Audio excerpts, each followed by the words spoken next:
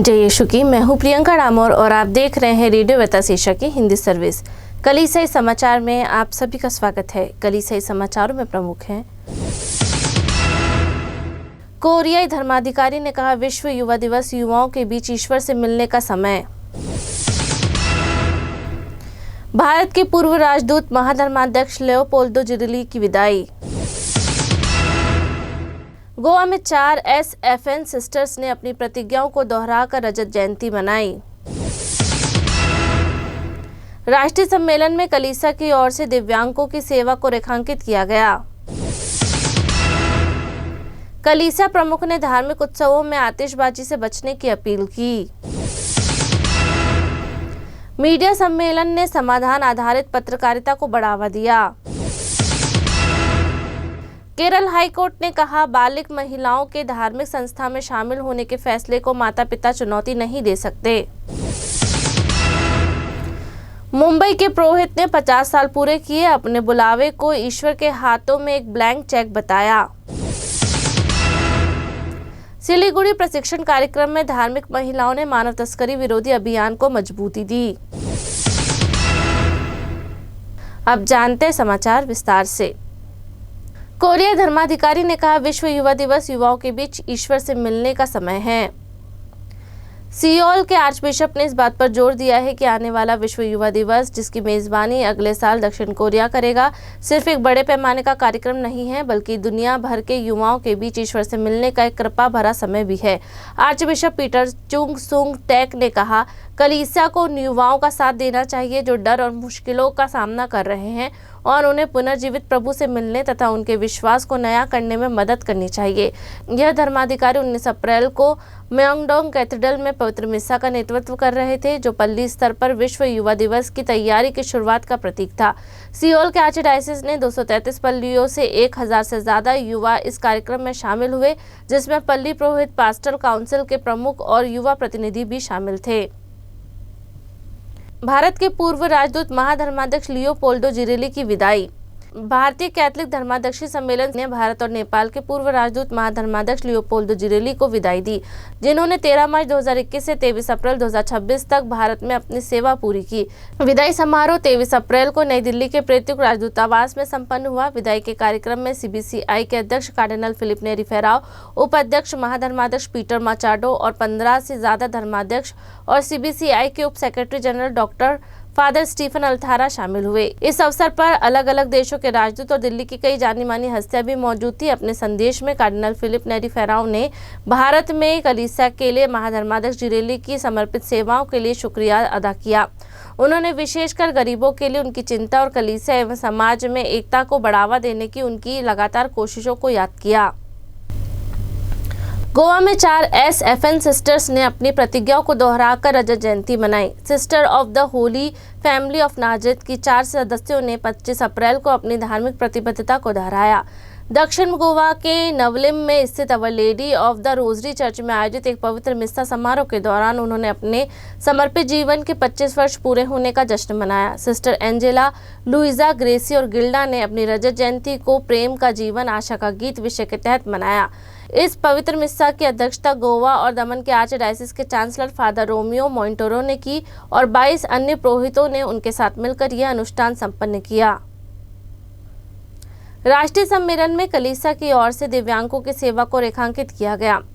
Association of Catholic rehabilitation centre, जो एक Catholic network है और पुनर्वास तथा सामाजिक सेवा केंद्रों के बीच समन्वय स्थापित करता है, ने 16 से 19 अप्रैल तक अपना 12वां राष्ट्रीय सम्मेलन आयोजित किया। इस सम्मेलन में देश भर से पुनर्वासन के क्षेत्र से जुड़े लगभग 140 देखभालकर्ता और विशेषज्ञ एक साथ शामिल हुए।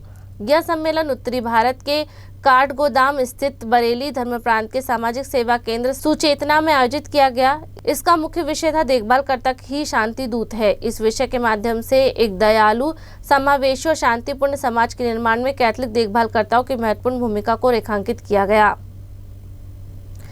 कलीसिया प्रमुख ने धार्मिक उत्सवों में आतिशबाजी से बचने की अपील की। केरल राज्य में स्थित एक ओरिएंटल ऑर्थोडॉक्स चर्च के प्रमुख ने अपने लोगों से अपील की है कि वे कलीसिया के महंगे और भव्य उत्सवों से बचे जहां आतिशबाजी एक आम बात है और इसके बजाय उस पैसे का इस्तेमाल गरीबों और जरूरतमंदों की मदद के लिए करें। यह अपील कैथलिकोस बेरिलियोस मार्थोमा मैथ्यू तीसरे की ओर से आई है, जो मलंकारा ऑर्थोडॉक्स सीरियन चर्च के प्रमुख है। यह अपील 21 अप्रैल को त्रिचूर जिले के एक मंदिर उत्सव से ठीक पहले एक पटाखा फैक्ट्री में हुए धमाके के बाद आई, जिसमें 14 लोगों की मौत हो गई थी और लगभग 25 अन्य लोग घायल हो गए थे। उन्होंने 23 अप्रैल को जारी एक बयान में कहा, हमें समझदारी से काम करना चाहिए ताकि ये सुनिश्चित हो सके कि त्योहारों, उत्सवों और अन्य समारोह के दौरान ऐसी दर्दनाक घटनाएं दोबारा न हो। साथ ही उन्होंने लोगों से यह सोचने का आग्रह किया कि क्या पल भर की खुशी के लिए बेकसूर लोगों की जान की कुर्बानी की जानी चाहिए। मीडिया सम्मेलन में समाधान आधारित पत्रकारिता को बढ़ावा दिया। शिक्षाविद, मीडिया पेशेवर और आध्यात्मिक नेता गाजियाबाद में एक साथ जुटे ताकि राष्ट्रीय निर्माण में पत्रकारिता की रचनात्मक भूमिका पर विचार विमर्श किया जा सके। उन्होंने ऐसी रिपोर्टिंग का आग्रह किया जो केवल समस्या तक सीमित न रहे बल्कि शांति और विकास के मार्गों को भी उजागर करे।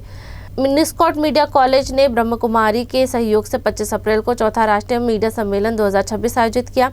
इस सम्मेलन में पत्रकारों और विद्वानों से आग्रह किया गया कि वे राष्ट्र निर्माण के एक रचनात्मक साधन के रूप में समाधान आधारित पत्रिका को अपनाएं। समृद्ध भारत के लिए समाधान आधारित पत्रिका विषय पर आधारित इस सम्मेलन में शिक्षाविद, मीडिया पेशेवर और आध्यात्मिक नेता एक मंच पर आए। इसका उद्देश्य यह पता लगाना था कि रिपोर्टिंग किस प्रकार केवल समस्या पर केंद्रित आख्यानों से आगे बढ़कर शांति, विकास और सामाजिक प्रगति के मार्गों को रेखांकित कर सकती है।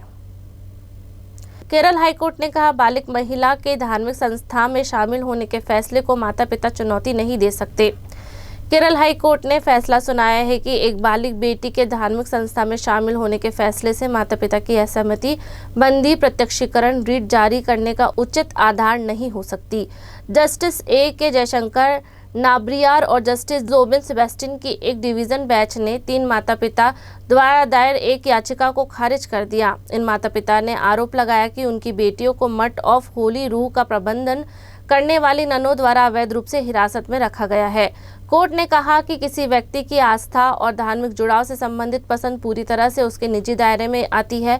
कोर्ट ने इस बात पर जोर दिया कि ऐसे मामलों में किसी भी तरह के हस्तक्षेप संवैधानिक स्वतंत्रता के प्रयोग पर नकारात्मक प्रभाव डालेगा। बेंच ने टिप्पणी की कि आध्यात्मिक प्रेरणा के चलते एक बालिग बेटी द्वारा ब्रह्मचार्य का जीवन चुनने पर माता पिता की मात्र नाराजगी कानूनी हस्तक्षेप का आधार नहीं बन सकती।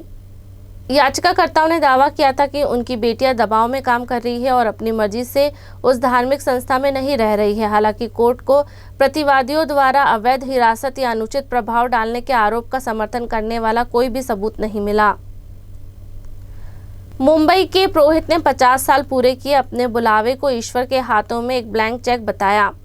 जब 26 अप्रैल को कलीसिया ने अपने बुलावे के लिए प्रार्थना का विश्व दिवस मनाया तो मुंबई के पुरोहित, जिन्होंने हाल ही में अपने पुरोहिताई जीवन के 50 साल पूरे होने का जश्न मनाया, अपने पुरोहिताभिषेक के वादे को ईश्वर का सौंपा गया एक ब्लैंक चेक बताया। बॉम्बे के आर्चडायसिस के पुरोहित और वर्तमान में स्नेहालय परिवार सेवा केंद्र के निदेशक फादर क्लियोफ फर्नांडिस ने 25 अप्रैल को बांद्रा स्थित basilica of our lady of the mount में एक विशेष मिस्सा के साथ अपनी स्वर्ण जयंती मनाई।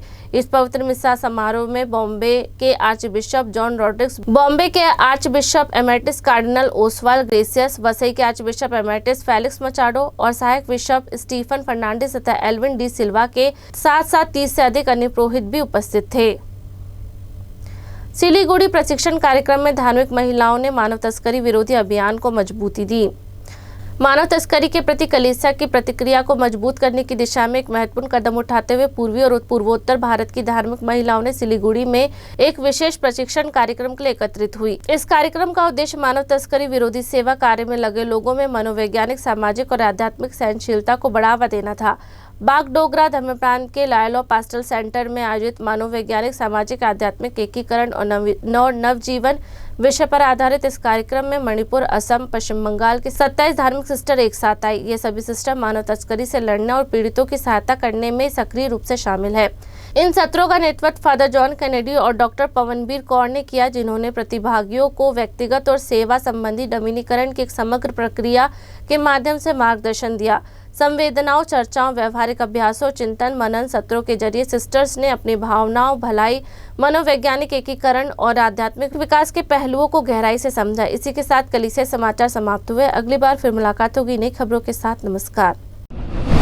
रेडियो वेरितास एशिया आपके लिए लेकर आए हैं RVA mobile app. RVA mobile app पर हमारे विभिन्न प्रकार के कार्यक्रमों का लाभ लें।